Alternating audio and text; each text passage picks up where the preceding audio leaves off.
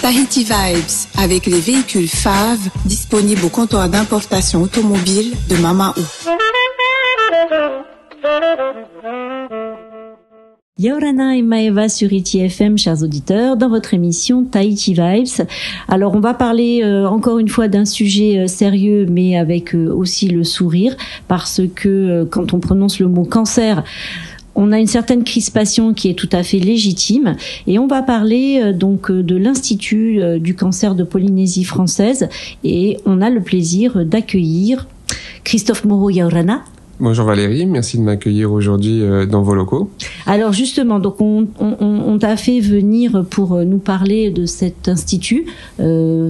Il y a régulièrement des articles dans la presse. Aujourd'hui, on va balayer un petit peu le sujet pour expliquer à nos auditeurs. Mais il y a une petite tradition dans cette émission. On demande à nos invités un peu de retracer leur parcours, parce que ça permet aussi des fois d'inspirer les gens. Alors, Christophe. Alors, je vais essayer de détailler mon parcours. Pas trop, mais quand même un peu. Pas trop. Alors, moi, je suis arrivé en Polynésie à l'âge de 12 ans. Donc, j'ai fait ma scolarité ici, en 6e, au Taoné, puis après à Gauguin. J'ai fait mes études à l'université. Je suis parti en métropole, finir mes études. Je suis revenu travailler ici en 98, je crois. Et du coup, j'ai passé un concours, je suis rentré dans l'administration, donc j'étais fonctionnaire dans l'administration, je crois que ça devait être dans les années 2000, à peu près. J'ai travaillé 15 ans à la direction du budget et des finances, donc je suis plutôt un profil financier, un profil de gestionnaire, de management.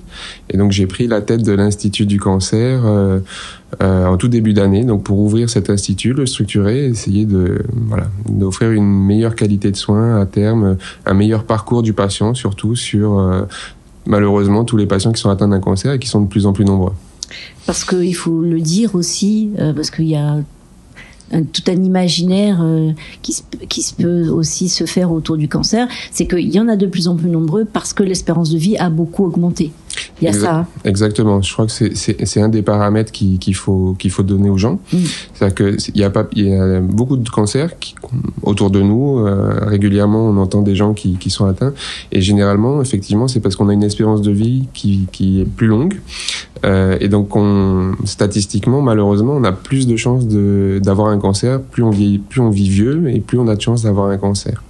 Ça, c'est, on va dire, dans un pourcentage non négligeable, ce qui n'empêche pas qu'on a des patients beaucoup plus jeunes qui peuvent être eux aussi atteints de cancer.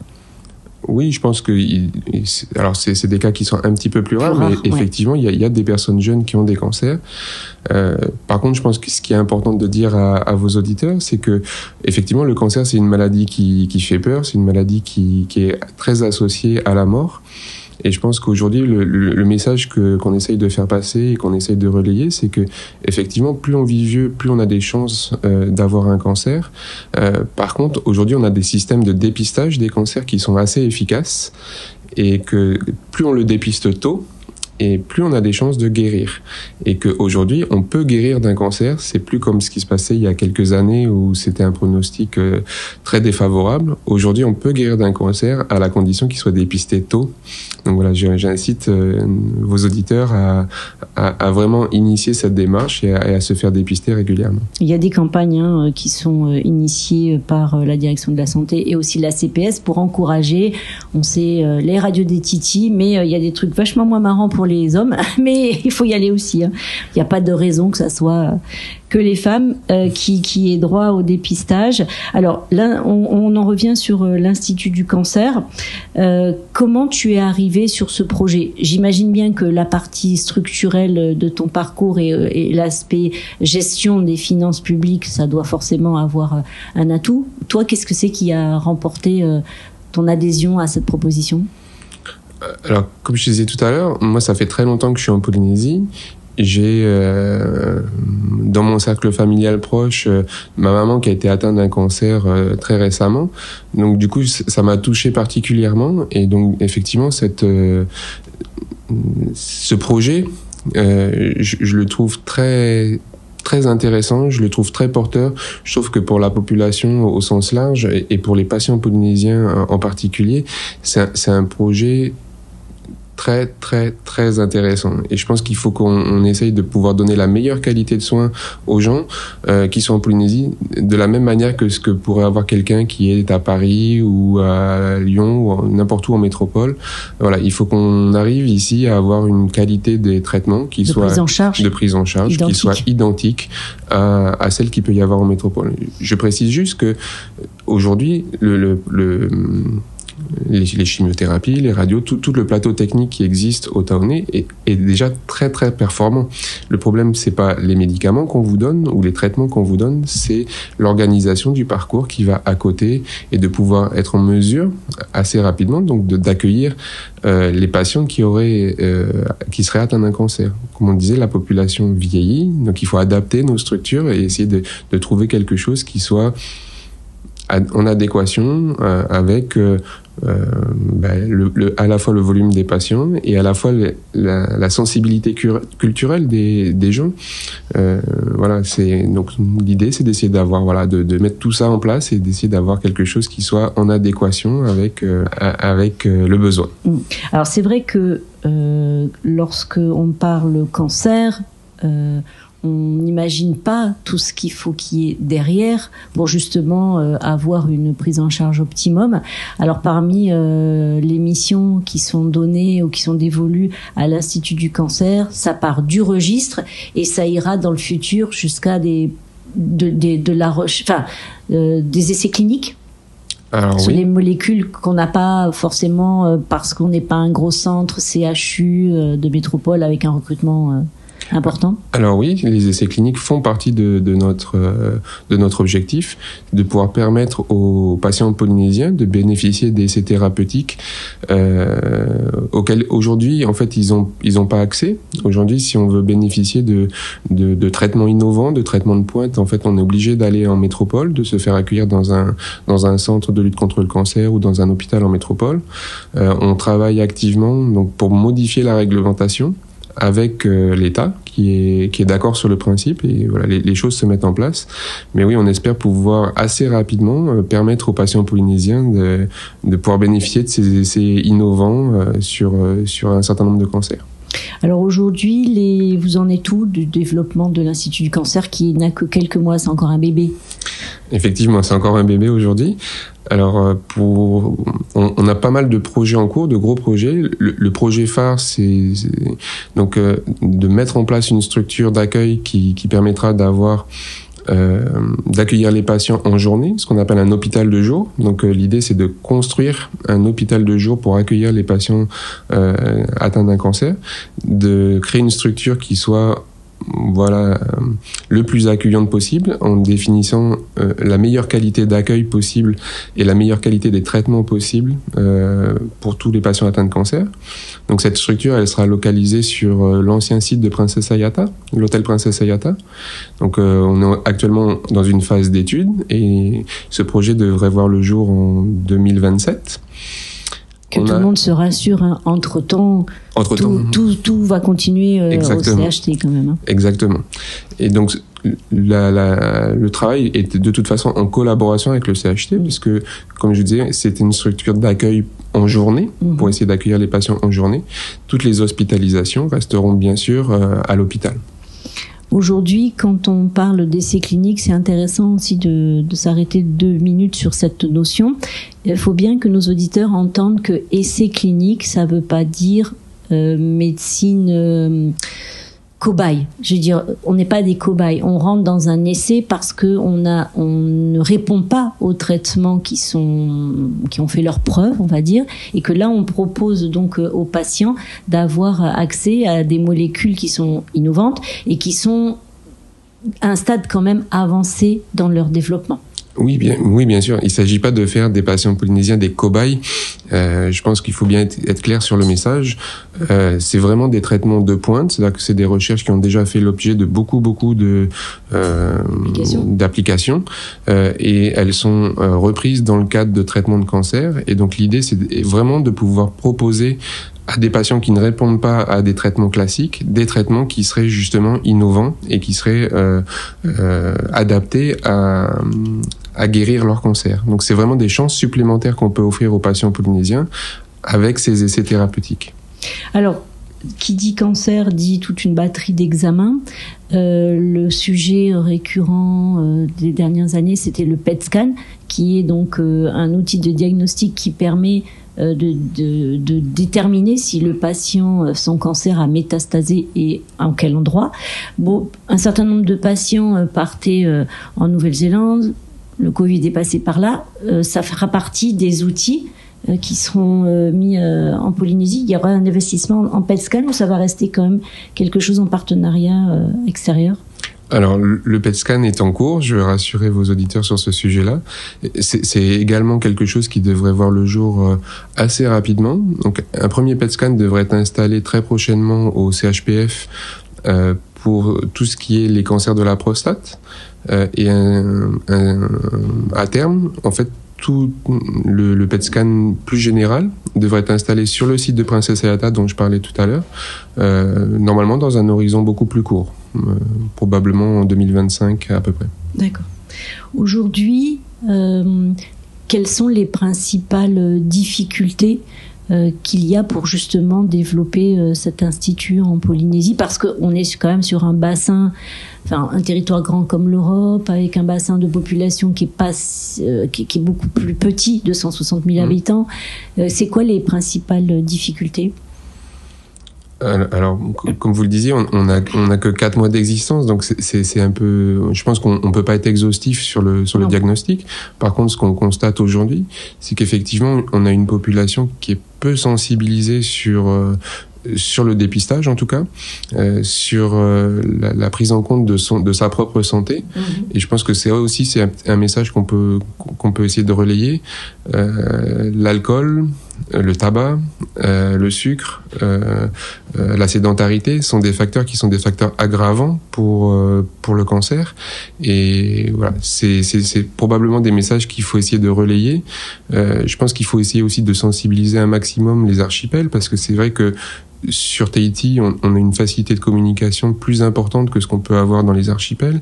Et un des gros challenges de l'Institut, ça va être essayer de se projeter dans les archipels pour aller faire ces messages de prévention au plus près des personnes. Aujourd'hui, il y a des partenariats, a priori, de ce qu'on voit un petit peu sur la Sainte Bible de la communication en Polynésie, qui est Facebook. Là, j'ai vu qu'il y avait 7 experts en cancérologie de l'Institut Gustave Roussy qui sont arrivés au Fénois. Donc eux, leur mission, c'était quoi concrètement ?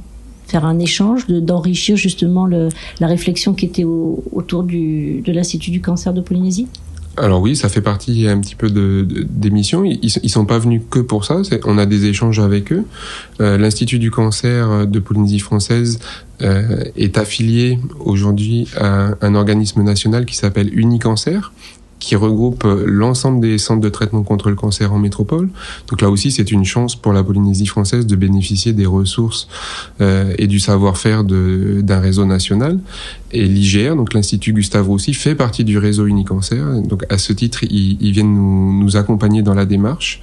Et plus spécifiquement, les 7 médecins qui sont arrivés samedi dernier viennent aussi pour apporter les dernières techniques, apporter un savoir-faire aux praticiens de l'hôpital pour les informer des dernières innovations, des dernières techniques, et pour continuer à enrichir la formation de nos médecins. Aujourd'hui, j'imagine que le travail il se fait aussi en collaboration avec les associations qui sont sur le terrain depuis de nombreuses années. Ça se passe comment justement le fait de soutenir ou de partager des événements ? Alors effectivement, aujourd'hui, on travaille beaucoup avec la Ligue contre le cancer et l'association Amazon, qui sont 2 associations qui s'occupent des patients et de la prévention contre le cancer. On essaye de les soutenir au maximum, de les accompagner dans les événements. Et notamment, j'en profite pour le rappeler, il y a une journée qui est organisée le samedi 21. C'est ça, c'est là où je voulais en venir. Bravo, merci Christophe. Le samedi 21, qui est une journée donc à laquelle l'Institut du cancer s'associe, qui est une journée pour écouter les patients, pour écouter leurs familles aussi, et puis pour essayer de toujours être dans un processus d'amélioration de la prise en charge, en tenant compte justement du ressenti des patients, comment ils ont vécu leur parcours, quels ont été les points forts et les points qui seraient à améliorer.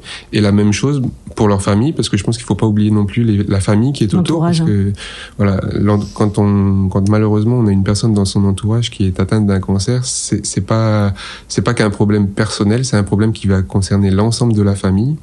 Et je pense qu'il y a une nécessité aussi d'écouter toutes ces personnes. Alors cette journée justement qui s'appelle et que vous retrouverez sur Facebook, journée patient-aidant Polynésie, donc qui se tiendra au sein de l'Assemblée de la Polynésie française samedi 21 mai de 8h30 à 16h30. C'est ouvert à tout le monde, tant est qu'on soit concerné de près ou de loin par le sujet. Aujourd'hui, le fait qu'il y ait l'Institut du cancer de Polynésie française qui soit naissant, mais qui soit présent sur le territoire, au-delà de la prise en charge des patients, ça va changer, il va y avoir une intensification, je ne sais pas, des dépistages, il y a d'autres choses qui vont être mises en place?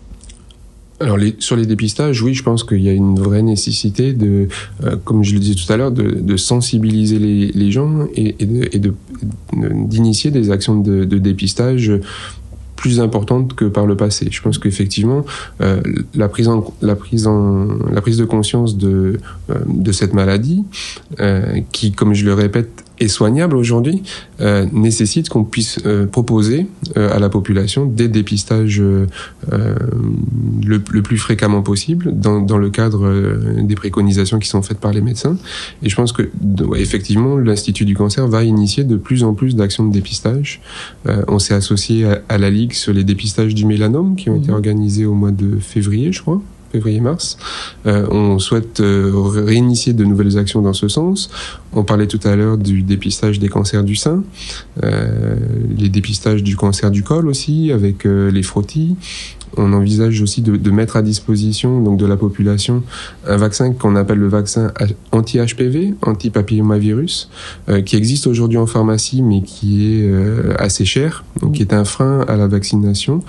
Et donc on devrait d'ici la fin de l'année pouvoir proposer aux populations des vaccins anti-HPV gratuits en pharmacie.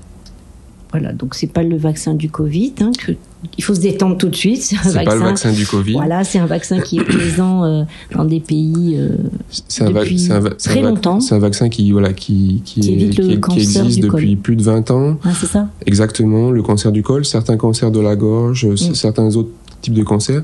Et c'est une vaccination qui est faite généralement vers l'âge de 11-12 ans et qui n'a aucun effet secondaire, qui est un vaccin qui est éprouvé depuis des années et des années dans plein de pays. L'Australie l'a rendu obligatoire depuis une quinzaine d'années, je crois. Donc c'est vraiment quelque chose, que vos auditeurs fassent pas l'amalgame avec le Covid. Maintenant, le mot vaccin, ça devient un mot un peu qui fait peur. Bon, écoute, Christophe, je crois qu'on a fait le tour de la question, de la présentation de l'Institut du cancer. Est-ce qu'il y a des choses qu'on a oubliées qu'il faudrait rajouter? À part, soyez vigilants, faites-vous dépister, allez voir votre toté généraliste. N'attendez pas quand vous avez un bobo que ça dégénère, que ce soit au niveau des titis ou ailleurs. Exactement. Parce que les meilleures chances pour guérir, c'est quand on prend le cancer le plus tôt possible. Le plus tôt possible. Et alors, je pense que j'ai rien de plus à ajouter, juste peut-être de dire que un message important, c'est que et peut-être à faire relayer autour de vous, les auditeurs qui nous écoutent, si vous pouvez relayer ce message, c'est que aujourd'hui le cancer, on peut en guérir. On peut en guérir s'il est détecté de manière très précoce. Donc vraiment, n'attendez pas. Ok, écoute, je pense que le message est clair. Nos auditeurs qui prendraient cette interview en cours pourront retrouver le replay sur notre page Facebook ITFM. Et vous avez à votre disposition évidemment la page Facebook de l'Institut du cancer en Polynésie française, des associations Amazon Pacifique, la Ligue contre le cancer. Donc voilà. Allez voir votre médecin généraliste, il est là aussi pour vous accompagner. Vous conseiller, vous accompagner. Prenez soin de vous et puis on vous dit à très bientôt sur ITFM. Nana. Merci Valérie. Tahiti Vibes avec les véhicules FAV disponibles au comptoir d'importation automobile de Mama'u.